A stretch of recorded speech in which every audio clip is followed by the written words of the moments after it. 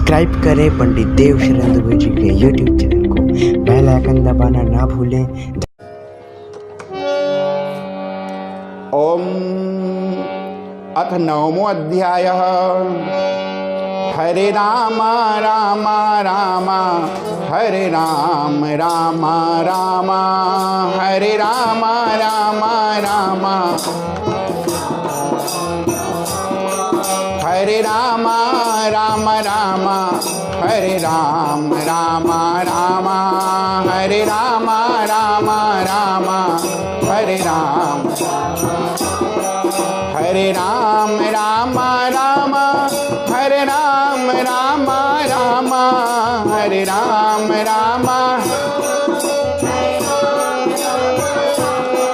हरे राम राम राम हरे राम राम राम हरे राम राम हरे राम हरे राम हरे राम राम राम हरे राम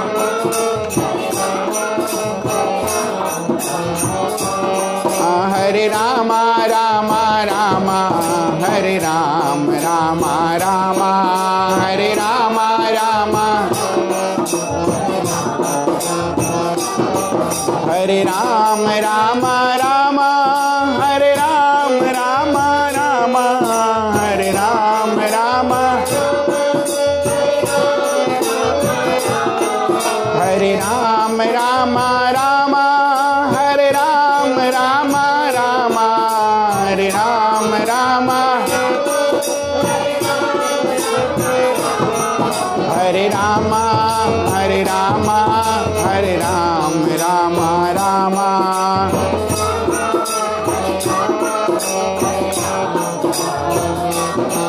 हरे राम राम राम हरे राम राम राम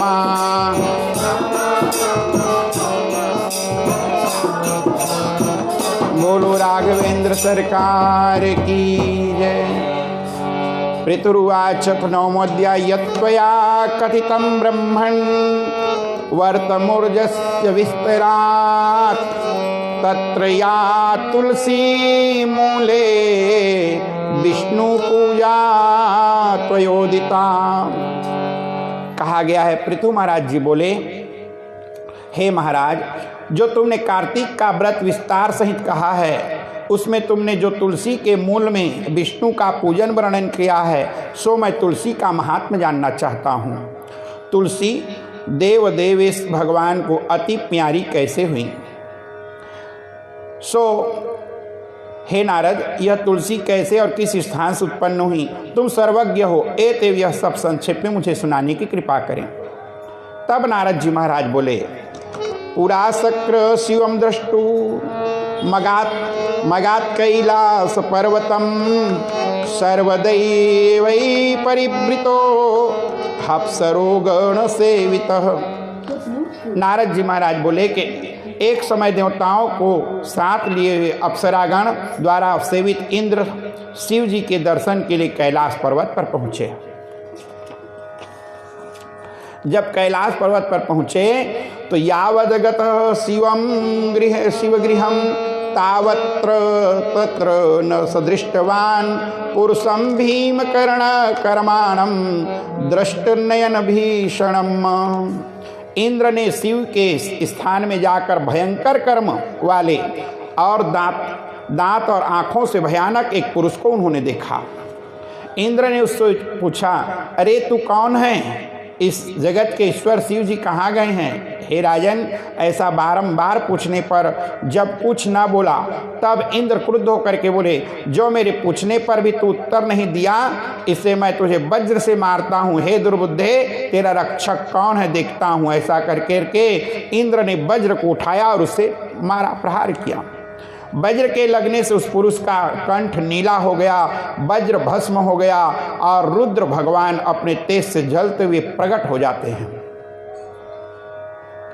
उन्हें देख करके बृहस्पति जी शीघ्र हाथ जोड़ करके इंद्र को भूमि में दंडवत प्रणाम करके स्तुति करने लग जाते हैं। हे प्रभु, आज इनकी रक्षा कीजिए प्रभु। हाहाकार किन्ह गुरु, दारुण सुनु शिव श्राप, अकंपित मोहि बिलो कियति, उर उपजा परिताप, करि दंडवत सप्रेम द्विज, शिव सन्मुख कर जोरि, विनय करत गद गद स्वर, समुझ घोर गति मोरी।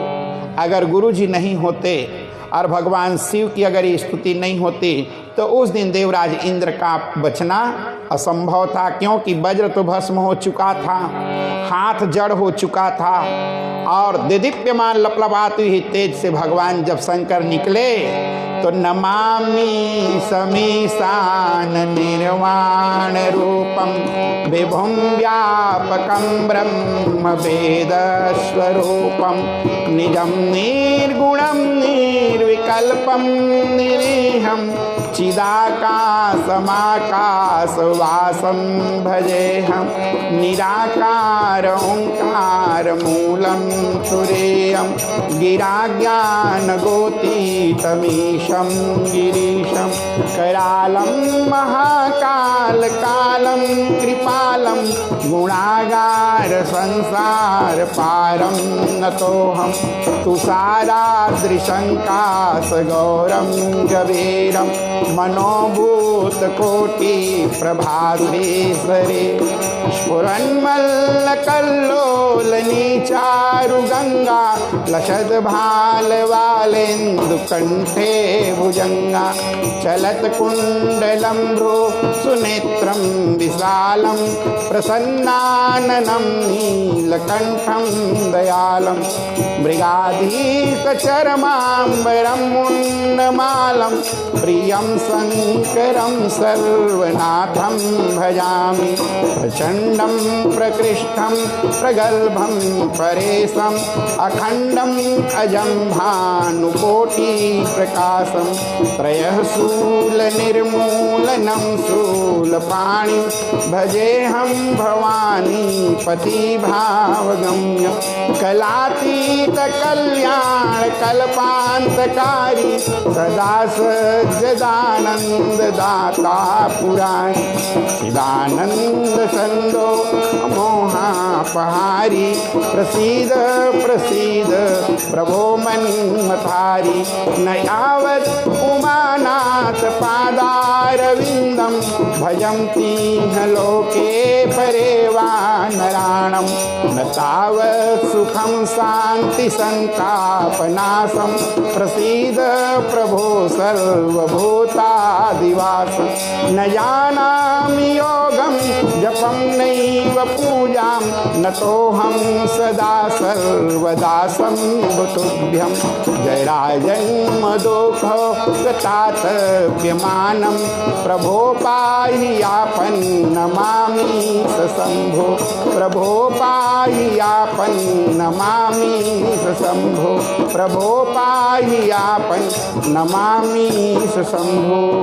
रुद्राष्टकमिदं प्रोक्तं विप्रेण हरतोषये, ये पठन्ति नराभक्त्यां तेषां शम्भो प्रसीदते, सुन विनति सर्वज्ञ शिव देख विप्र अनुराग, पुनि मंदिर न भवानी भये द्विजवर वर मांगो, जो प्रसन्न प्रभु मो पर नाथ दीन पर ने, निज पद भक्ति देहु प्रभु पुनि दोसर बरु देहु, तव माया बस जीव जड़ संतत फिरे बुलान, तहि पर क्रोध न करिय कछो कृपा सिंधु भगवान, शंकर दीन दयाल अब मोहि पर हो कृपाल, श्राप अनुग्रह होय जहि नाथ थोरहि काल। इस प्रकार से देव गुरु बृहस्पति नमो देवाधिदेवाय, त्रयंबकाय कपर्दिने, त्रिपुरघ्नाय सर्वाय, बलो अंधक निशोदिने, विरूपायातिरूपाय बहुरूपाय संभवे ज्ञान विध्वंस करते कर्त्रे वै यज्ञानां फलदायिने कालांतकाय कालाय कालभोगी धराय च नमो ब्रह्म शिरोहंत्रे ब्रह्मण्याय नमो नमः। जब इस प्रकार से भगवान लपलपाते भयंकर तेज के साथ जब प्रकट हो जाते हैं, तब बृहस्पति ने हाथ जोड़ करके प्रार्थना किया, देवगुरु बृहस्पति, हे देवताओं के आधिदेव, हे अधिदेव त्रिनेत्र कपर्दी, आपको मैं बार बार नमस्कार करता हूँ। त्रिपुरासुर का नाश करने वाले, सर्व अंधक दैत्य को मारने वाले आपको नमस्कार है। हे विरूप अतिरूप बहुरूप जो आपके हैं, आपको मैं नमस्कार करता हूँ। दक्ष के यज्ञ का विध्वंस करने वाले और यज्ञ के फल देने वाले आपको नमस्कार है। काल का नाश करने वाले और काल रूप काले सर्प को धारण करने वाले और ब्रह्म का शिरच्छेदन करने वाले और ब्राह्मणों के हितकारी आपको नमस्कार, बारंबार नमस्कार है। जब इस प्रकार से नारद जी बोले कि उस समय देवगुरु बृहस्पति द्वारा ऐसी स्तुति की जाने पर शिव जी त्रिलोकी को जलाने में समर्थ नेत्र और अग्नि को शांत करते हुए बोले, हे ब्राह्मण, तुम्हारी इस स्तुति से मैं प्रसन्न हो गया हूँ, वर मांगो। इस समय इंद्र को जीवन दान करने से तुम्हारा नाम जीव हो जाएगा और लोकों में तुम्हें प्रसिद्ध जीव के नाम से लोग प्रसिद्ध करेंगे। देव बृहस्पति बोले, हे देव, यदि आप प्रसन्न हो तो शरण में आए हुए इंद्र की रक्षा करें और मस्तक के नेत्र से उत्पन्न यह अग्नि को शांति को प्राप्त हो जाए। रुद्र बोले, मस्तक के नेत्र में यह अग्नि फिर कैसे प्रवेश कर सकती है? इसको तो मैं दूर फेंक देता हूँ जिससे यह इंद्र को पीड़ा न दे सके। जब इस प्रकार से इत्युक्त्वा तं करे धृत्वा प्रक्षपल्लवार्णवे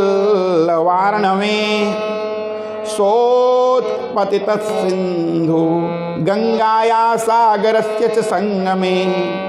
नारद जी बोले, शिव जी ने ऐसा कर करके उस माथे से निकले हुए क्रोध तेज को हाथ में लेकर के खारे समुद्र में ले जा करके उस क्रोध को फेंक दिया। जब समुद्र में फेंका तब वह अग्नि गंगा सागर के संगम में जा कर के गिर गया। महाराज जी बोले, वहाँ वह बालक होकर के रोने लगा। रोते हुए बालक के शब्द से बारंबार वह धरती कंपायमान होने लगा। महाराज जी बतलाए कि राजन, इस प्रकार से जब अपने रुदन से स्वर्गलोक से सत्यलोक पर्यंत के लोग बहरे कर दिए, रोने का शब्द सुनकर के यह क्या है करके विस्मित हो ब्रह्मा जी पहुंच गए। आते ही समुद्र की गोद में उस बालक को देखा। ब्रह्मा बोले, यह बड़ा अद्भुत बालक है, ये कौन है? यह ब्रह्मा का वचन सुनकर के समुद्र बोला कि और ब्रह्मा को आते देख समुद्र ने हाथ जोड़ा और प्रणाम करके उस बालक को अपनी गोद में बैठा लिया और कहा, गंगा सागर के संगम में से उत्पन्न हुए यह मेरा पुत्र है, इसलिए हे प्रभु आप इसका जात कर्मादि संस्कारान कुरुस्वाप्य जगद्गुरु, इसलिए आप इनका जात कर्मादिक संस्कार कर दीजिए। तब नारद जी बोले, इत्यहं वदति पाथोधौ सहबाला सगरात्मजः। ऐसा समुद्र ऐसा कह ही रहा था कि समुद्र पुत्र उस बालक ने ब्रह्मा की दाढ़ी को पकड़ ली और बारंबार खींचने लगे, हिलाने लगा। दाढ़ी पकड़ करके हिलाने से ब्रह्मा के नेत्र से जल बह निकला और अश्रुपात हो गया। बड़ी कठिनाई से उन्होंने जब दाढ़ी को छुड़ा पाई तब समुद्र से बोले, इन्होंने मेरे नेत्र से जल निकाला है, यह जलंधर नाम से आगे चल करके प्रसिद्ध हो जाएगा। अभी अभी यह तरुण और सब शास्त्रों के अर्थ का पारगामी होगा और रुद्र के सिवा सब जीवों से अवध्य होगा, अर्थात रुद्र के बिना इसे कोई भी मारने में सामर्थ्यवान नहीं हो सकता। फिर वहाँ से यह उत्पन्न हुआ, फिर लीन अपने वहीं फिर लीन हो जाएगा। नारद जी बोले, ऐसा कहकर शुक्राचार्य को बुलवाया और उसे राजगद्दी पर बैठाया। फिर समुद्र से आज्ञा लेकर के ब्रह्मा वहीं पर अंतर्ध्यान हो जाते हैं। तदंतर उसको देखने से प्रसन्न नेत्र सागर ने भी उसकी स्त्री के लिए कालनेमी की सुता वृंदा की याचना की। इसके बाद कालनेमी आदि असुरों से प्रसन्न होकर के उस पुत्री का दान किया। बलि जलंधर अति प्रीति करने वाला और वश में रहने वाली वृंदा को पाकर शुक्राचार्य की सहायता से पूरी धरती पृथ्वी को उन्होंने अर्थात एक छत्र राज्य करने लगा। इस प्रकार से सचापिताम प्राप्य सुहृदाम वसाम सशासम शुक्र सहायवान बले इति पद्म पुराण कार्तिक महात्म्य न पद्म पुराण अंतर्गत कार्तिक महात्म्य 9वां अध्याय। बोले राही दामोदर भगवान की जय।